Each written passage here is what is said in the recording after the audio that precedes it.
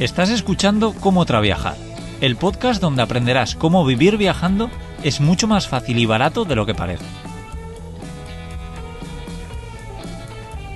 Yo soy Íñigo, autor del libro Cómo vivir y viajar en furgoneta, y en estos episodios comparto todo lo que he aprendido tras años viajando por el mundo.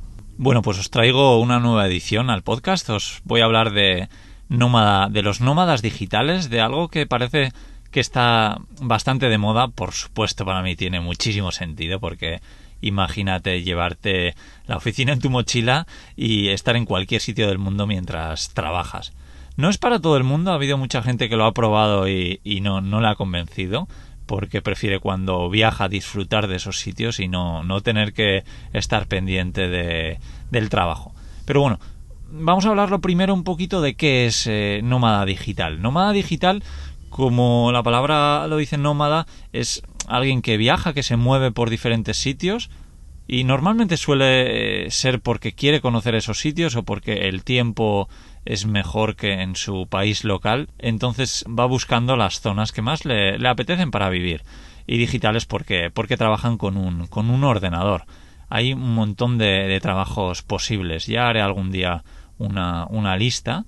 Pero vamos, que cualquier trabajo que se haga en una oficina con un ordenador prácticamente se podría hacer en remoto y hacerlo como nómada digital.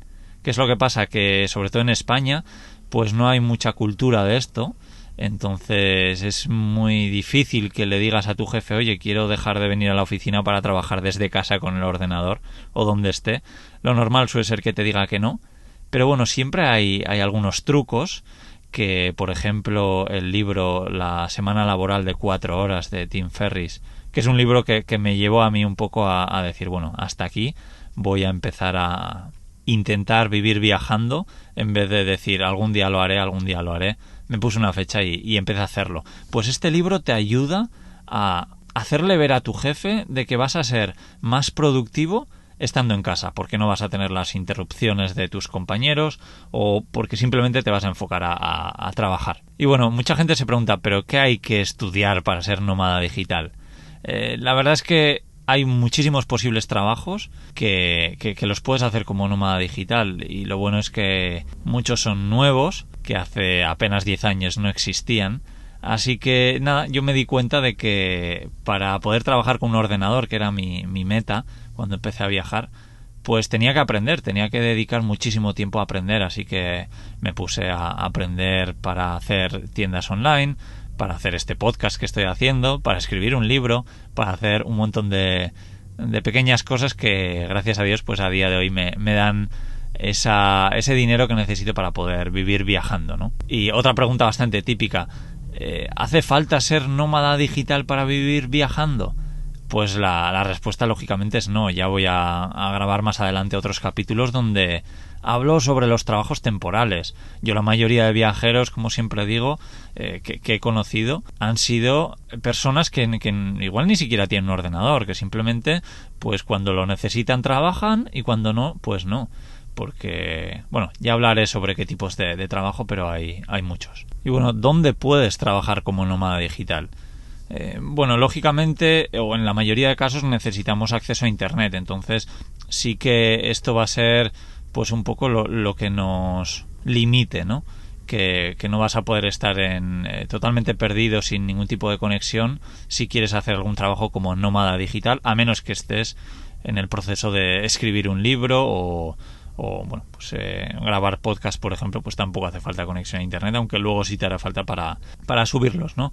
Lo mismo con YouTube o, bueno, diferentes plataformas. Pero sí, lo ideal es tener una buena conexión a Internet. Por ejemplo, Bali es un destino bastante conocido para los nómadas digitales. También Tailandia, Chiang Mai, por ejemplo, yo creo que es una de las capitales de los nómadas digitales. Por ejemplo, Will Luna, un chico que ha viajado mucho por Asia y Australia, pasó una gran temporada en Chiang Mai. Y bueno, espero tenerle por aquí, por el podcast, más adelante para que nos cuente un poco más sobre esto o sobre cualquier otra cosa que él conoce bien con esta vida nómada que lleva él. Vamos a ver un poco las ventajas e inconvenientes de ser nómada digital. Las ventajas, para mí por lo menos, yo siempre hablo un poco del punto personal, que nadie se tome esto como que esto es así y ya está. Y hablo sobre lo que he aprendido.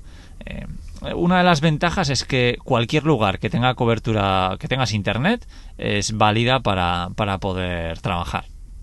Luego, que en muchos de los casos trabajamos para nosotros mismos y que no tiene por qué ser siempre así. Algún día ya sacaré una lista de trabajos, pero sí, muchos de los nómadas digitales trabajan para ellos mismos y eso en gran parte es genial porque tienes muchísima libertad, tienes libertad de horarios, de lugar, ¿no? Lo que hablábamos, que te puedes mover un poquito dependiendo de la meteorología de cada lugar. Así que para mí eso es un poco lo bueno de trabajar para ti mismo. Y luego también que es genial cuando ves que tu proyecto va a más y empieza a dar al principio un poquito de dinero, luego cada vez más. Y bueno, aunque tiene sus inconvenientes, para mí es genial trabajar para ti mismo. Y luego algo que puede ser una ventaja o un inconveniente es que probablemente no tengas muchas vacaciones.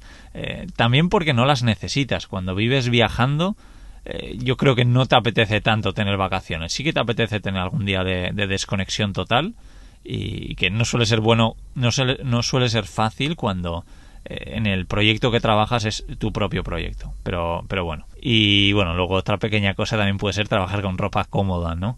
Que no te tienes que poner un traje como para muchos trabajos o ir elegante, pues trabajar como te dé la real gana. Luego os quiero hablar un poquito de los inconvenientes, que también los hay. Lo que hablábamos antes, necesitas cobertura en la mayoría de casos sí o sí. Aunque no sea a diario, va a ser prácticamente a diario. Y yo, por ejemplo, he estado en unos sitios geniales con mi furgoneta y me he tenido que mover simplemente porque no tenía cobertura. Y decía, es que hoy tengo que, pues yo qué sé, subir algo o actualizar una página web o lo que sea.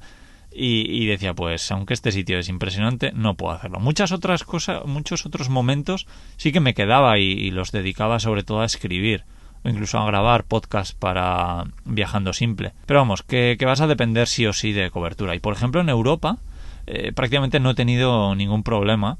Sí que igual hay zonas o países que tienes más problemas. Recuerden la Selva Negra en Alemania. Sí que tuve algún problemilla y era un poco rollo, porque luego también me ponía a conducir y no tenía el GPS porque no tenía cobertura, aunque hay GPS que te puedes descargar los mapas, pero bueno, que me voy del hilo. Sí, por ejemplo, sé que en Canadá o en Estados Unidos pues sí que hay muchas zonas donde es prácticamente imposible tener cobertura y además suelen ser sitios impresionantes, parques nacionales, que dices, ¿cómo me voy a ir de aquí si estoy en el paraíso?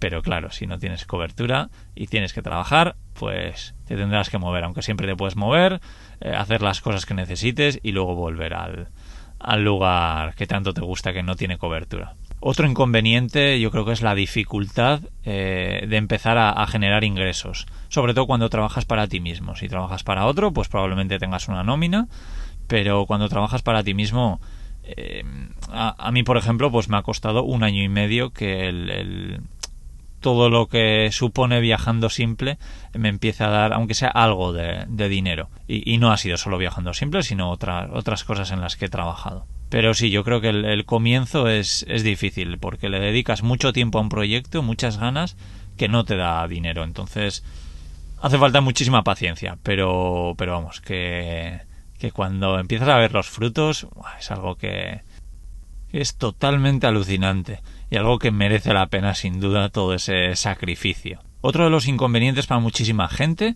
es no tener una rutina, porque cuando estás en lugares diferentes cada vez con diferentes personas es difícil mantener una rutina. Para mí, por ejemplo, que llevo el último año y medio viviendo y viajando en una furgoneta, es un poquito más fácil porque tengo, digamos, mi casa, pero cuando estás en hostales y te juntas con más gente y hacen planes, y bueno, pues es un poquito más complicado, pero seguro que compensa. Luego otra cosa es trabajar solo, no tener compañeros de trabajo. Puede ser bueno para la productividad, estoy seguro de ello, pero si te puedes llegar a sentir solo con no teniendo a gente con la que compartas una mesa. Aunque siempre existen los espacios coworking donde muchos nómadas digitales van a trabajar, que básicamente es una oficina compartida con más gente que puede vivir viajando o simplemente que trabajan desde casa, pero se han dado cuenta de que en su casa no son muy productivos, entonces prefieren salir e ir a un espacio de coworking. Y luego otro inconveniente que yo veo es el hecho de encontrar una silla y un escritorio cómodo. Claro, cuando tienes tu casa, pues ya tienes tu espacio para trabajar o tu oficina de coworking, pero cuando te estás moviendo por ahí, pues no es fácil encontrar un espacio de trabajo cómodo. Y bueno, pues este ha sido un poco el resumen que quería hacer sobre qué es el nomadismo digital, pero estoy seguro que más adelante haré algunos capítulos más específicos sobre cuáles son los trabajos que se pueden hacer y entrevistaré a gente que es nómada digital para que comparta sus experiencias y sus aprendizajes.